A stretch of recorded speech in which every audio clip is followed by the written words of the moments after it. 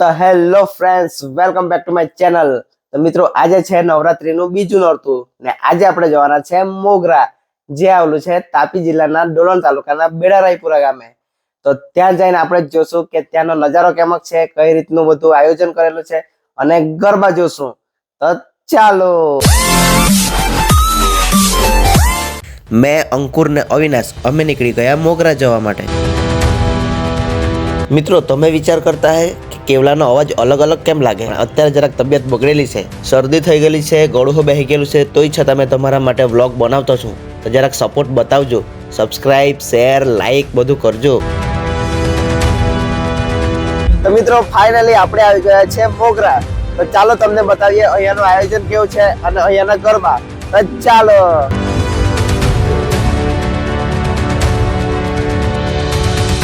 મિત્રો, આ તાપડો રસ્તો લેબડી પાકવાળો। મિત્રો, મોગરાનું આયોજન પણ ખૂબ જ સરસ છે, પણ વરસાદના કારણે મેદાનમાં કાદવ કાદવ થઈ ગયો છે।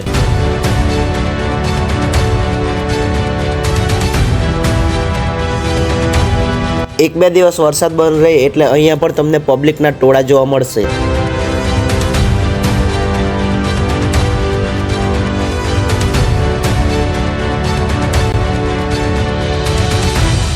મિત્રો, આ છે માતાજીની મોઢુલી અને આ છે ગરબા રમવા માટેનું ફૂલ મેદાન।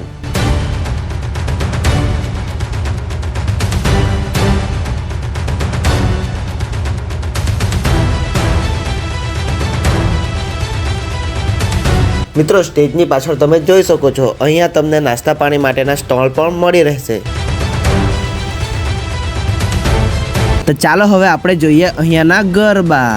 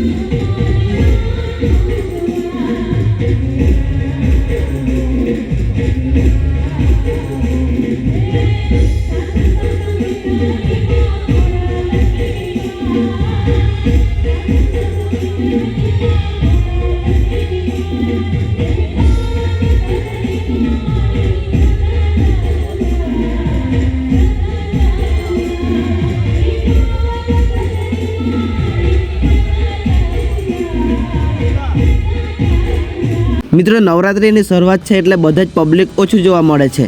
મોગરા થોડીવાર ગરબા જોઈને પછી અમે જવાના હતા. તો મિત્રો હવે આપણે જઈએ છીએ ડોલવણ. થોડા જ સમયમાં અમે પહોંચી ગયા ડોલવણ.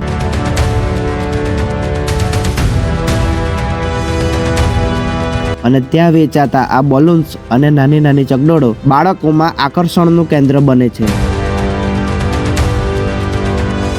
ત્યાર પછી બાઇક પાર્કિંગ કરીને અમે પણ અંદર ગરબા જોવા માટે જતા રહ્યા.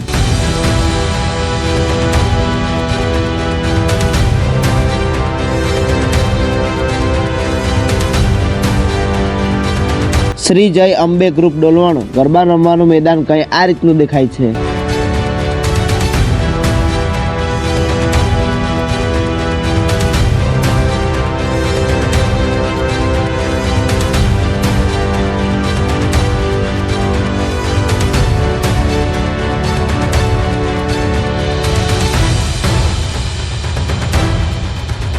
તો મિત્રો અહીંયા અંદર નાસ્તા માટેના સ્ટોલ પણ અવેલેબલ છે.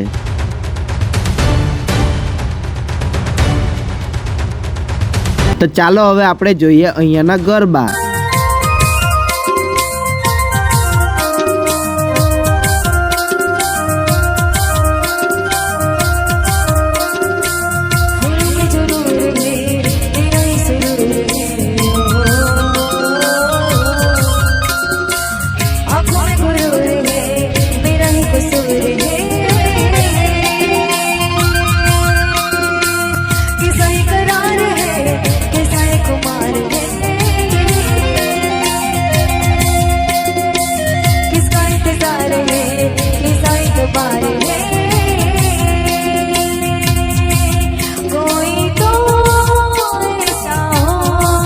તો મિત્રો નવરાત્રિની શરૂઆત છે એટલે ડોલવણમાં પણ એટલું બધું પબ્લિક જોવા નહીં મળ્યું. પછી અમે નીકળી ગયા. તો મિત્રો ડોલવણમાં ફરી આવ્યા, પણ અત્યારે સ્ટાર્ટિંગ નવરાત્રી ચાલે એટલે હાલમાં પબ્લિક નથી. હવે આપણે મોહરિયા ફરી આવીએ. તો ચાલો. ત્યાર પછી અમે પહોંચી ગયા મોહરિયા, જ્યાં પ્રથમ વખત નવરાત્રીનું આયોજન કરવામાં આવ્યું છે.